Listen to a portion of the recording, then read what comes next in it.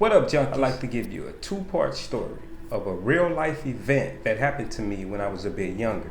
And what I'd like for you to do with this video is to listen all the way through without making a decision. And then, and only then, do you pass judgment. So, without further ado, let's get to it.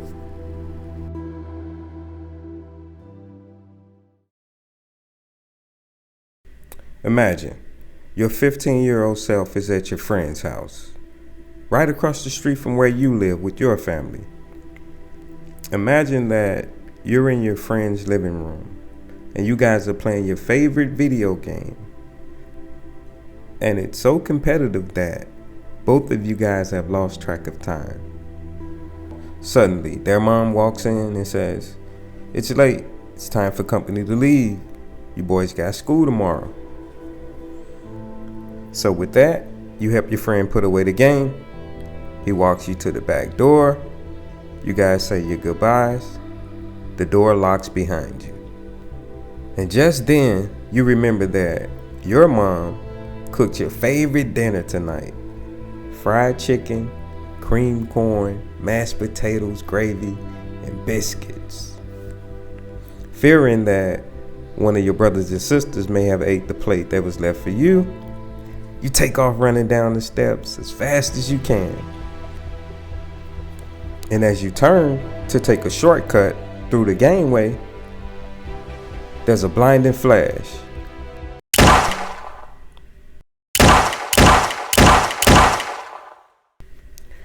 You fall to the ground, still conscious but dazed, disoriented, and confused.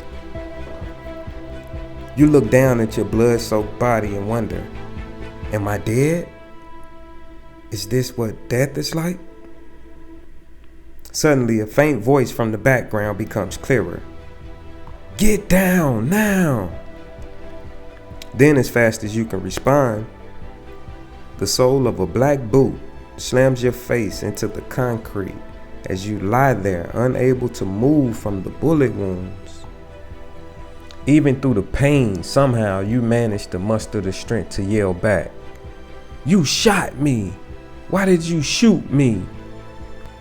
He yells back, "Shut the fuck up, nigga." A gun cocks. And at the same time, you hear a scream like you've never heard before, ring out across the sky. It's your mom calling your name. You scream back, "He shot me! He shot me!" You can sense that it's the end for you and death is certain when a man's voice rains down from a second-floor balcony as if God himself was screaming down from heaven.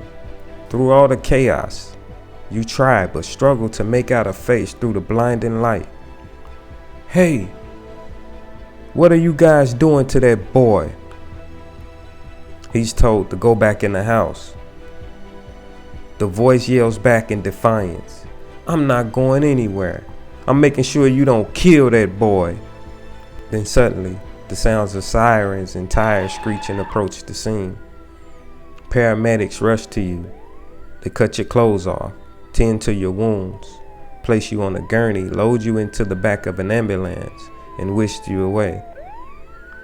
You get to the hospital, and after surgery, you wake up, handcuffed to a hospital bed in the criminal offenders wing of a hospital, wondering, how did you get here? You try to get answers from doctors and nurses as they pass your locked door, but no one will talk to you. And after a few days have passed, with no word from family or anyone else, two detectives walk in to see you. They introduce themselves. But before you answer any questions, you have a few of your own. "Sir, why am I here? Sir, why did I get shot?" And before you can get another word out, one stops you and says, "Because you pointed a gun at a police officer."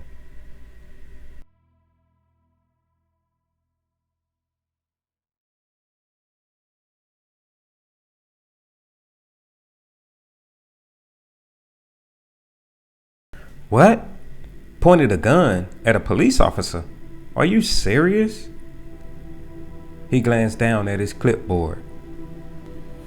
Yes, it says here that officers were in the area responding to a separate call when you ran from next door, startling officers with the firearm in your hand.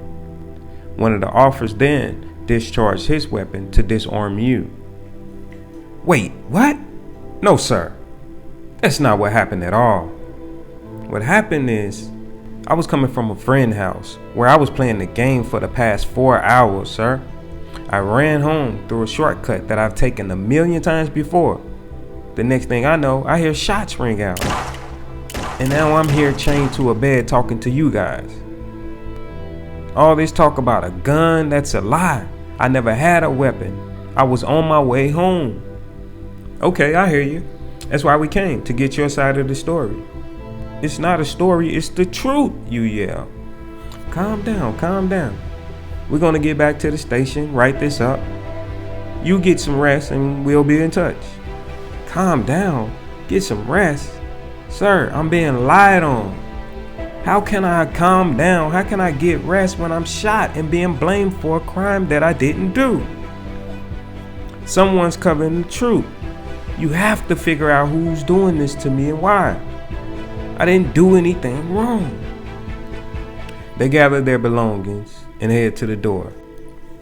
We'll get to the bottom of it, he assures you.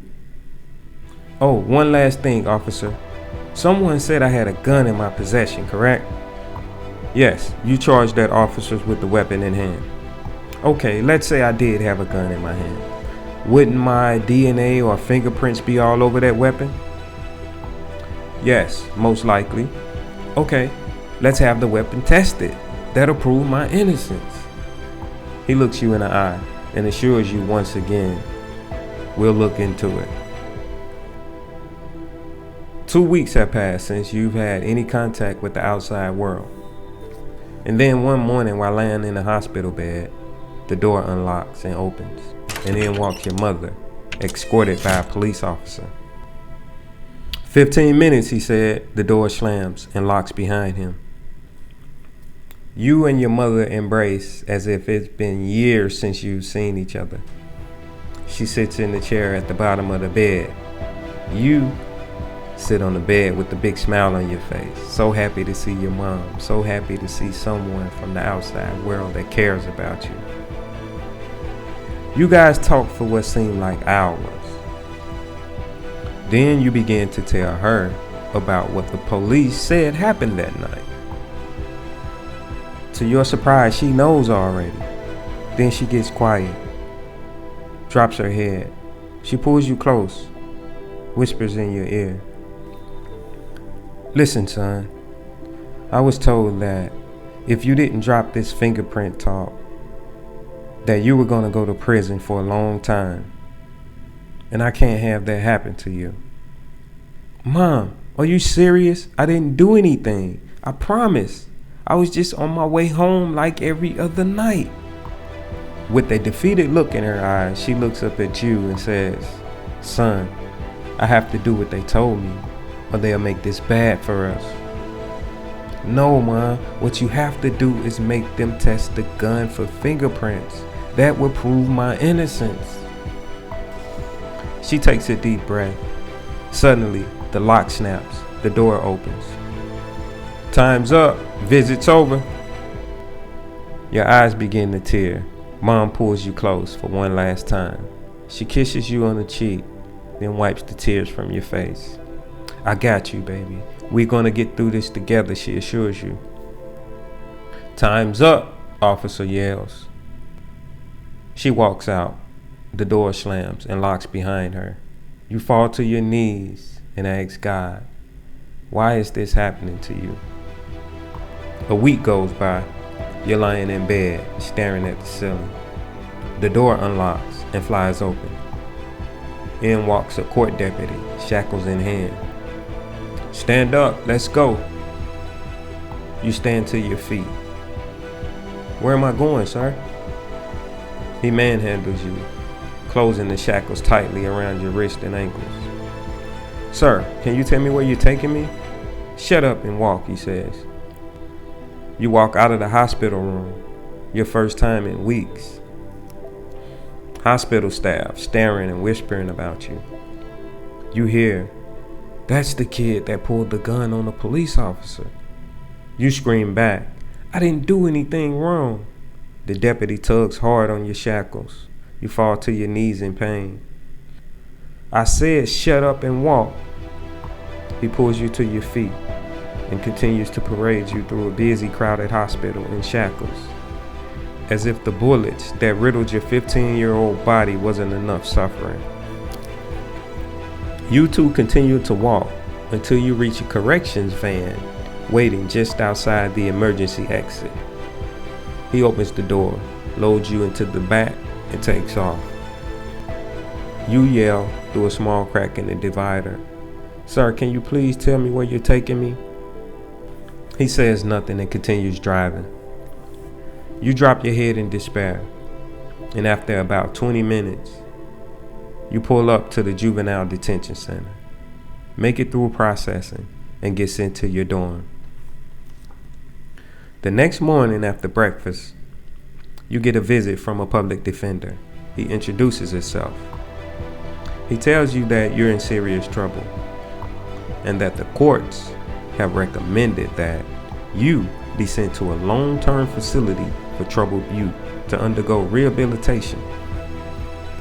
Your eyes grow wide. Your heart pumps with fear. Long-term youth facility? But I didn't do anything, sir. If you have them to test the gun that they said I had for my fingerprints, that will prove my innocence, sir. He ignores my statement and continues to talk. "Well, I've discussed this with your mom, and she's on board with the court recommendation." "Wait, what? My mom's okay with this?"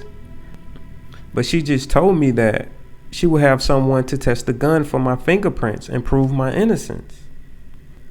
He goes, "No, that's not correct. In our phone conversation, she actually told me that she would like for this matter to be resolved as quickly as possible. And this is the quickest way to resolve the matter." You drop your head. You fall back in your seat, defeated. The air slowly leaves your body and the color escapes your face. You wonder if there's anyone out there that feels your pain and hears your cries. Tears begin to fall from your face once again. Then he says, "So, are we all in on the court's recommendation?" Filled with hopelessness, you slowly lift your head and nod yes. And the next time you see your family, friends, loved ones, and your community, you're almost 17 years old. Now my question to you is, would you say that you were sent away to be rehabilitated or silenced? There's a message in there somewhere. Don't give up on your dreams. Accept only the best life has to offer and stay addicted to becoming your greatest version. Premium Junkie. We out.